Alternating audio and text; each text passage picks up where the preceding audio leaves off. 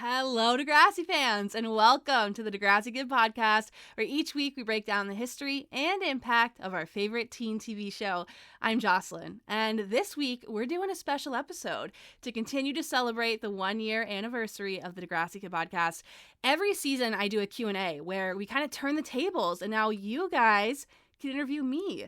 It's part of the Spirit Squads here over on Patreon, and we do it near the end of every season. And spoiler alert, we're almost closed out of season 3. Now, don't be too alarmed. I don't plan to take any major breaks or anything. The way I like to do my seasons is I like to do about 10 episodes at a time that all have like a cohesive theme. So season 1 was we explored ideas about Degrassi, fun facts, behind the scenes stories. Season 2 was a complete breakdown on the history of Degrassi from start to finish. And season 3's theme is diving in with the actors and talking about their experience on the show. And season 4 will have some of those very same episodes, but just with a brand new theme running for them. So I'm excited to roll those out to you guys. But this Q&A episode, these are one of my favorites to do because, as you can tell, the vibe changes. It gets a little more chill around here. We're not going to worry about sponsorships today. We're not going to do any ad breaks, and we're just going to talk about Degrassi as two best friends. So if you're a brand new subscriber who's waiting for your Patreon shout out, then don't worry. It's going to be a part of next week's episode, but I promise it is going to be worth the wait because we have a guest next week, and I know you guys would rather be shouted out when we have a guest on the podcast. I also love that this is your opportunity to tell me what you want to talk about. You guys left some amazing questions on my opinion about certain plot lines that I've never ever talked about on the Degrassi podcast before. You guys even asked some hard-hitting questions like who I think I would be as a person if Degrassi didn't exist. So this time the episode is completely in your control. You guys get to call the shots. So why don't we just jump right into it? This is your episode of the Degrassi Kid Podcast. Our very first question comes from Stephanie, who I have to give a huge shout out to because they left me the absolute cutest message the other day. They tweeted me, actually. They said that the Degrassi Kid Podcast feels like their safe space, and I love that so much. Thank you, Stephanie. They said, before starring in Degrassi, what's your favorite storyline? My breakout role as hidden Degrassi extra number 5012. But so you guys already know that my favorite episode of Degrassi is actually Fiona's coming out episode. And my second choice is Ellie's self-harm episode. But I'll tell you a little bit about a third episode that I love just as dearly. It's actually in Degrassi High, one of the original episodes. And it's called The All-Nighter, where Kathleen brings drugs to a party and they all try pot for the first time. Like Caitlin and Melanie and Diana and Maya. It's my all-time favorite episode from the original series. Like if I could take myself out of real life and put myself into a Degrassi episode, it would 100% be that one.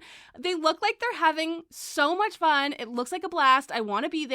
I know that it's actually like an anti-drug episode, but they made it look really fun.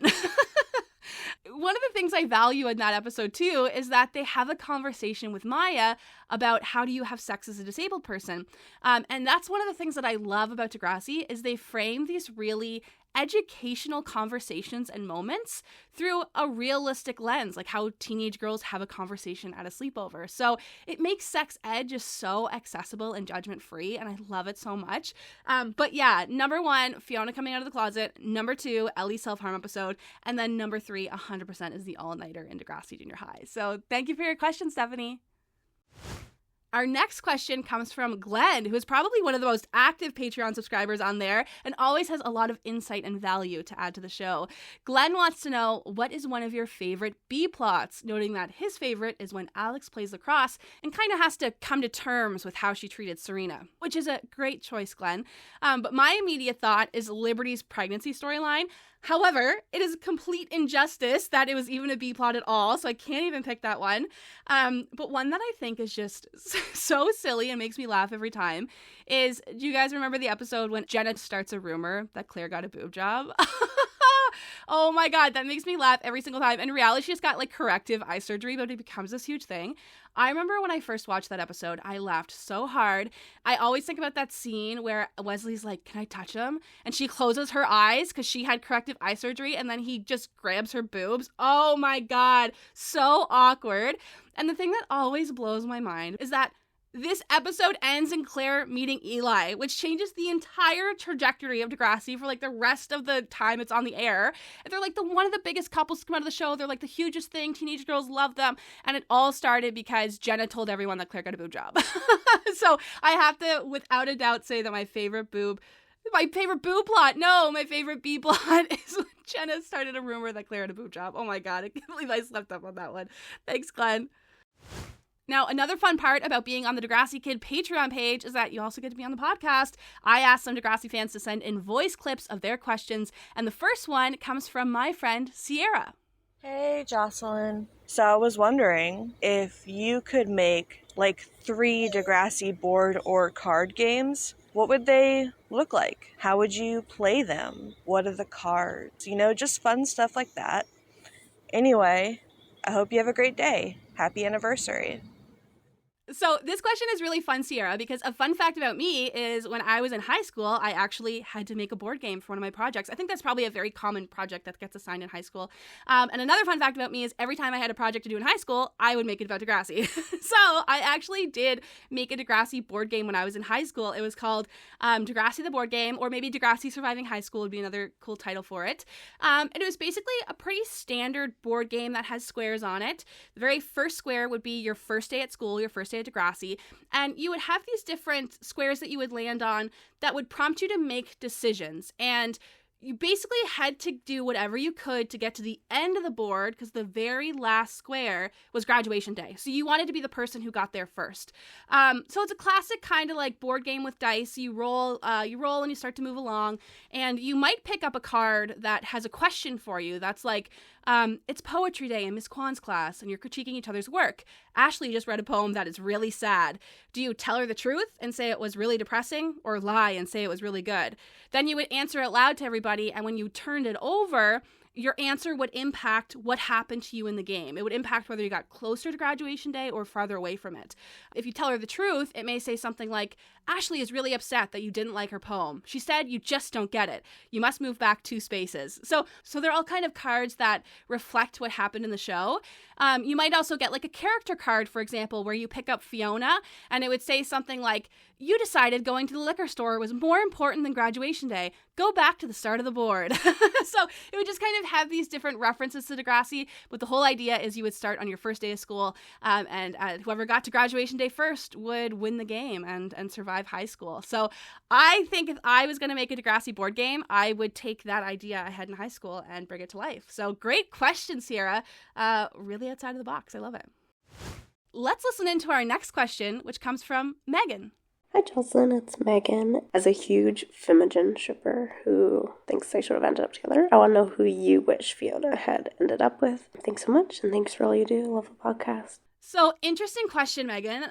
Controversially, I would choose Adam. Now, let me explain for a second. I loved Adam and Fiona so much when I was a teenager. Like, truly, they were my favorite thing to come out of the show at the time. I loved them. To the point that if Fiona ending up with Adam meant that I had to give up my big moments, like my big coming out episode, give up my I'm in love with her and she's a girl quote, I would give that up so they could be together. That's how much I was in love with them. Like, I would be fine if it meant that Fiona was just bisexual, or maybe she was more open, or whatever she would identify as, but I honestly think if Fiona ended up with Adam and still kind of had a similar moment with the whole I'm in love with her and she's a girl thing, if it was like, for example, someone was pressuring Fiona and they were like, you can't date Adam, he's a girl, you can't date him. And if she had this big moment that was like, I'm in love with him and he's a guy, I still think that episode would have completely moved me to maybe not come out as a lesbian, but at least explore my sexuality and just be like, hey, it's not a big deal. Whoever I choose to love is up to me. Because that was really what I loved about Fiona and Adam, is it was my first introduction to the idea that you could just date whoever you want to. You don't have to date, who you're supposed to. You don't have to date what everybody thinks you're supposed to. You can just date a person that you like. So even to this day, I would still choose Fiona and Adam to be together because I love them so much. So thank you for your question, Megan. Any opportunity I have to talk about Fiona, I will take it. So thank you. Also, a little fun fact about Megan and I is that we recently found out that we are both fans of the Scream franchise. So that was pretty cool. Thanks, Meg. Now, this next voice clip comes from a close friend of the Degrassi Kid Podcast. Here's Evie with her question.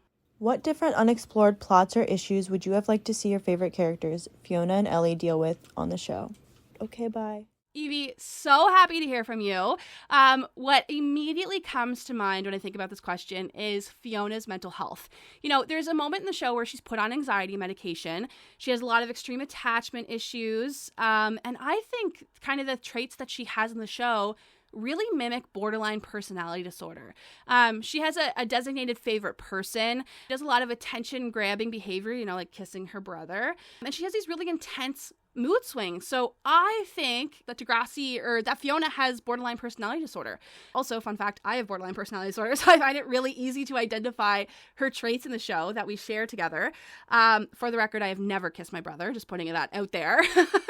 But, you know, she also engages in really risky behaviors when she starts like drinking and stuff. So I really would have loved them to continue that in exploring Fiona's mental health. Maybe she gets a diagnosis, she continues to go through therapy and learns how to cope with it.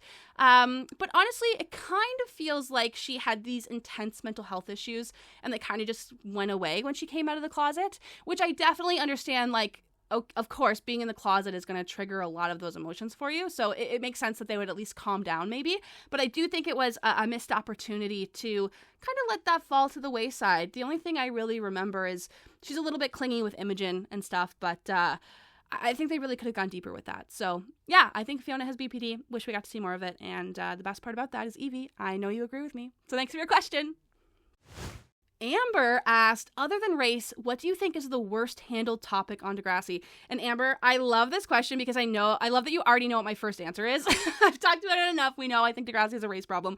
But my second answer would be that Degrassi is a show that is celebrated for having the very first trans character in a scripted series, and then they kill off that very first trans character in a scripted series. That's kind of weird for them to do. But I think I've already also talked about that at length, so I'll tell you my third pick, which would be disability representation. I think Degrassi doesn't get it right until they start telling the story about Grace in Degrassi Next Class. Really, in the past, the only way you could have a main character who had a disability is if they went through a tragic event to get that disability. So like Jimmy in a school shooting or Tristan in a bus crash. Or they might do stories about invisible disabilities that just became like special episodes. Like Anya, for example, literally has dyslexia for a day and it's never mentioned again or impacts her life ever again. So I would say, a race problem. Probably shouldn't have killed off your most beloved trans character that you were praised for, and get better at disability representation. But I do think they ultimately do with Grace. And I think in the future, they probably would have continued to get better with it. So yeah, that would definitely be my answer. Thank you so much for your question, Amber. I loved it. This next question comes from one of my newest internet friends, which is Amy. Let's see what Amy wants to know. Hey Jocelyn, my name is Amethyst, but I go by Amy. I'm a longtime Degrassi fan. My question to you is there a topic that Degrassi talked about that you wish that they hadn't, or maybe that, you wish that they had gone further into, if that even makes sense? Thank you for answering my question. I think this is such an interesting thing to ask. If there's a storyline I wish Degrassi didn't do. I've never really thought about that before, but one thing that comes to mind is kind of like, is there a topic Degrassi handled that they just weren't ready for? That's the first thing I think about. My instinct goes to Claude's suicide in Degrassi High, because they do a lot of things in that episode that they would never do today. And of course, also be gentle with yourself if you don't want to hear about this storyline. I totally understand. Feel free to skip ahead. But if you've watched Cam's suicide episode, you know that there's a very clear difference. For example, they show Claude's body. They reveal his step-by-step guide of how he planned out his suicide. We know that he ended his life with a gun. We saw that it was an act of revenge, partially because, he sends those roses to Caitlin after the fact, kind of implying that you can continue on even when you've ended your own life. So, and we know that those things intentionally were not done in Cam's plotline. They intentionally did not reveal how he ended his life. We never saw his body. We never got how he planned it out. He never existed again after he ended his life. So I think in the end, that episode likely may have done more harm than it did good. But I am understanding and sympathetic to the fact that it was the 90s. No one was talking about mental health at all in the 90s. It was not a highlighted discussion like it is today. And at the time, that is what the health professionals recommended, because we know Degrassi talks to counselors. They talk to mental health researchers.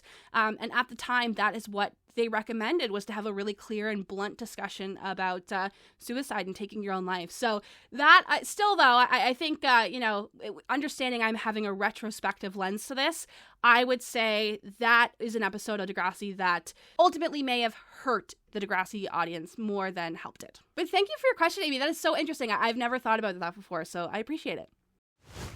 Our next question comes from Kayla, who found me on TikTok. Here's Kayla's question. Hi, Jocelyn. My question is, what is the cringiest moment you've ever seen on Degrassi? Mine would have to be the Vegas episode where Drew sings Elvis to Bianca. I don't know why, but that always just gave me the heebie-jeebies. All right, have a good day, Jocelyn. Okay, good question, Kayla. Immediately when you asked this question, I knew exactly what I was going to say. I felt the cringiest when Zig sings that song in French to his teacher, the zooby zooby zoo. Oh my God. Like, I literally have to like cover my eyes. I can't watch it happen. It is so cringy. Also, recently I watched a deleted scene where Mr. Radich and Miss Hatsalakos were having an affair together. Oh my God. I feel like I have to like bleach my eyeballs after that. That was horrifying. So if that was in the show, that would be like my number one pick for sure. And I don't know if this is necessarily cringy, but I always feel like extreme secondhand embarrassment when everyone sees JT's stack of dimes when they're in the hot tub together. Oh my God. Every single time I'm like, oh no, this poor kid. But yeah, I would say those are definitely my top three. Zig's Zooby Zooby Zoo song, the deleted scene with Mr. Radich and Miss Hatsalakos macking it out together, and JT's stack of dimes for sure. So thank you, Kayla. You've made me laugh. Okay, our next question was submitted by Rachel. Let's listen in to hear what she has to say.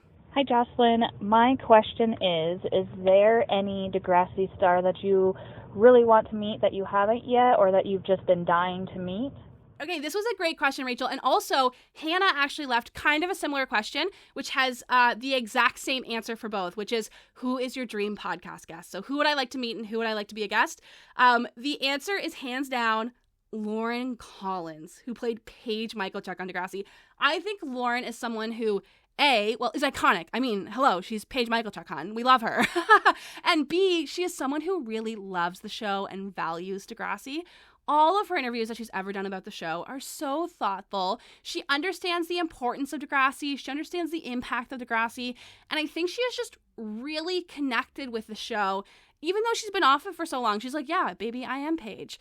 Even recently, do you guys know how she did her baby announcement? She captioned it, "New year, new look, new baby," and then put a hashtag that said, "There's a hun in the oven."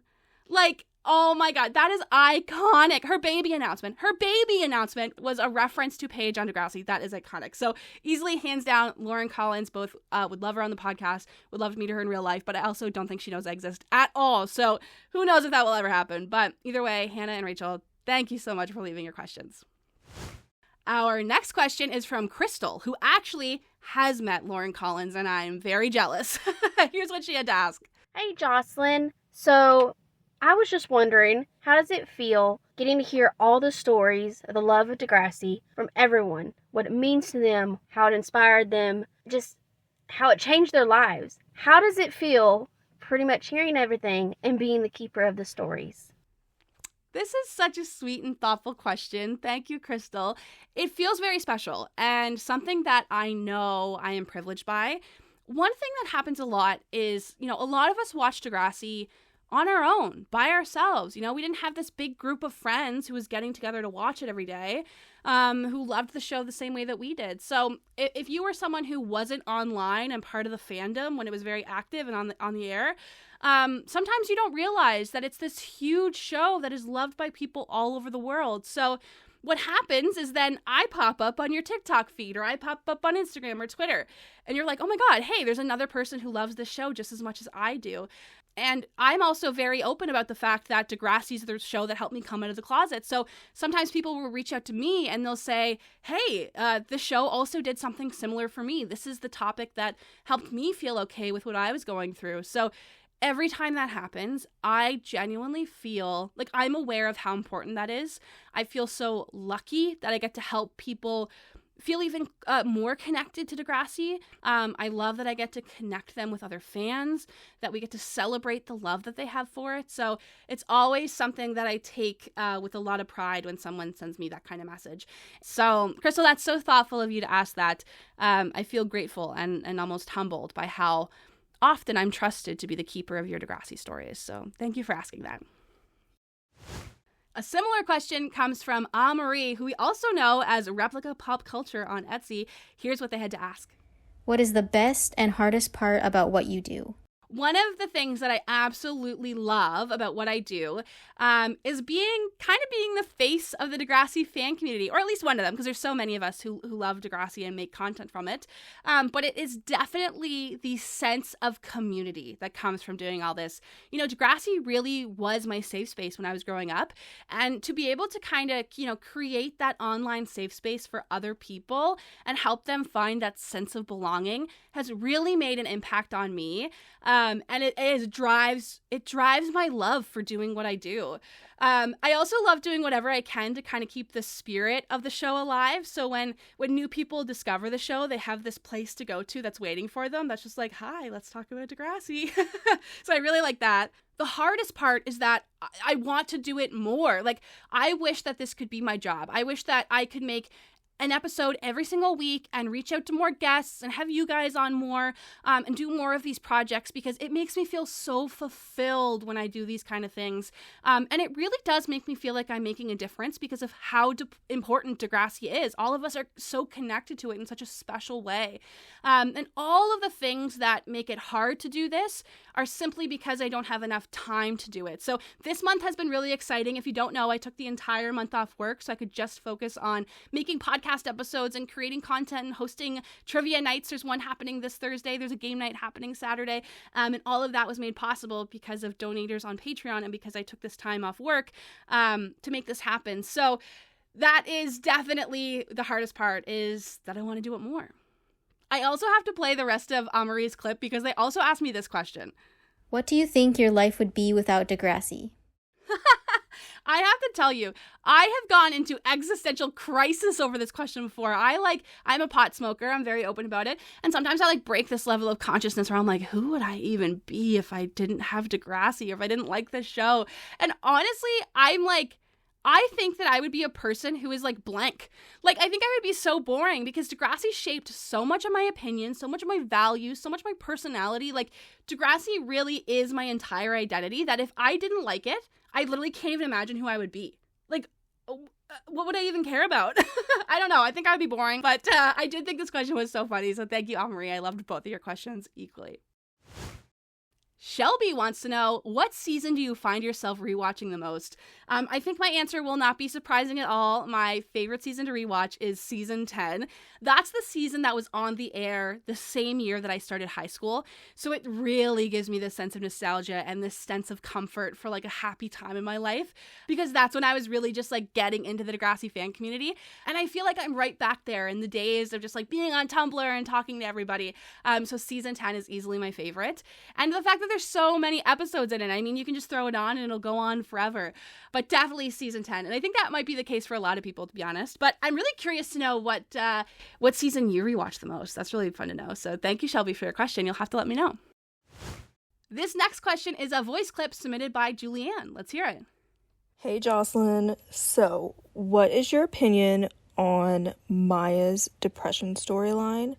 Do you think that the writers handled it well, or do you think that they could have done something better with it? Great question, Julianne. I appreciate that you asked this because Maya's depression storyline is actually one of my top favorites. I would put it in my top 5. There's kind of 2 topics on Degrassi that I'm always keeping an eye out for, and those are storylines about queer characters and storylines about characters who battle with mental health. I'm gay. I didn't know if you knew that. And I have borderline personality disorder. So the queer storylines, mental health storylines really resonate with me. And I just know that if I was in high school when Maya was on the show, I had graduated with Holly J's class. So I was gone off to college by the time Maya was in high school. But if I had have grown up with Maya, she would have been the character that I related to the most, the one who I saw myself in the most. I really think they did really well with Cam's storyline, not only as it was happening, but the after effects. They last for so long.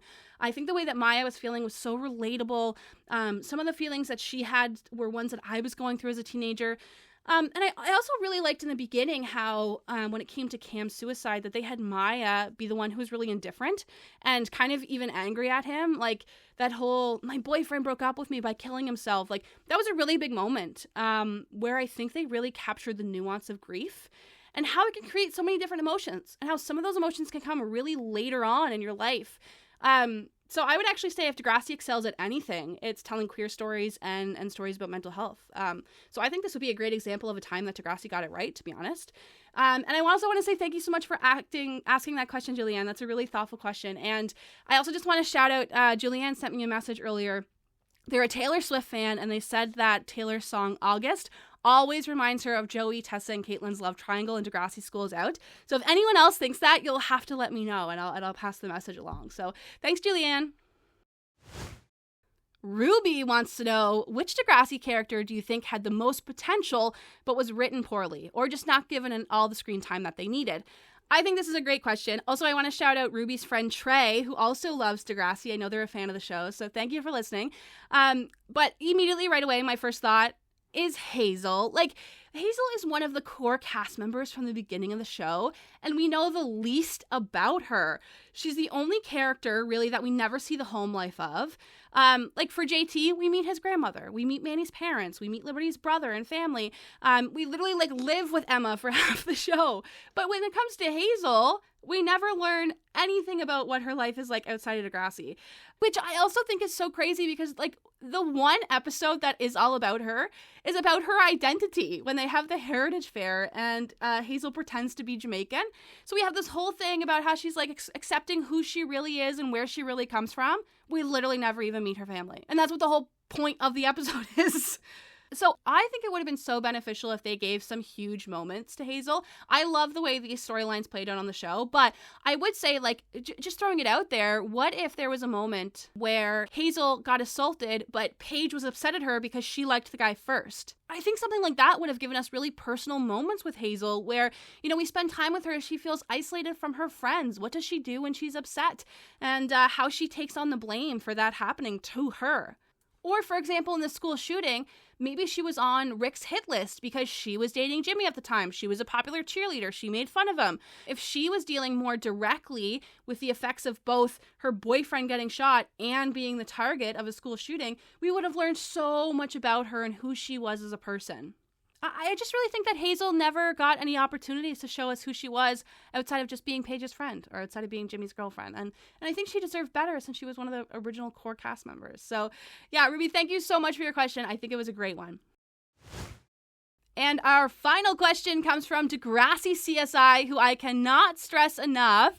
If you love me and my podcast, I can't even tell you how much you would love following Degrassi CSI on the internet. They know so much. They're always sharing all these old articles and crazy finds and behind the scenes pictures.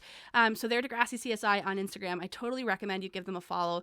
But the question that they have today is, how hard was it to keep your mother of all Degrassi location tour a secret?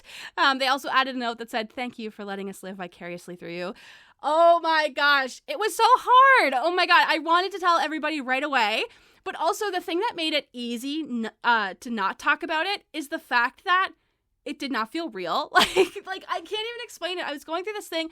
I'm having Zoom calls that have Annie Clark in them, the creator of Degrassi's in them. They're asking me my opinion. I'm writing all these episode ideas for them. It was just so surreal that it didn't feel like it was actually happening. I really think that if I told people stories about what happened to me during that whole trip, if I didn't have pictures, I don't think anyone would believe me because it was absolutely insane. I do remember though there was some really standout moments where I knew that I was keeping a secret and I was I can't wait to tell you guys about this later. There was a moment where we were on Degrassi Street and Annie took a picture of the Degrassi Street sign and she posted it on her Instagram story and I reshared it and I was oh my God, can you imagine hanging out with Annie Clark on Degrassi Street?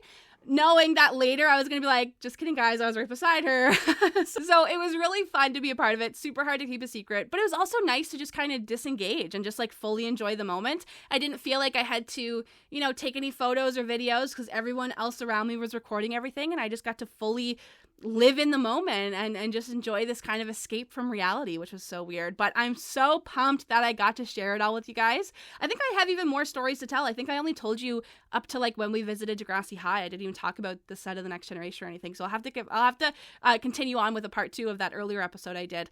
But Degrassi CSI, thank you so much for your question. Thank you so much for your support on Patreon, and for everyone else.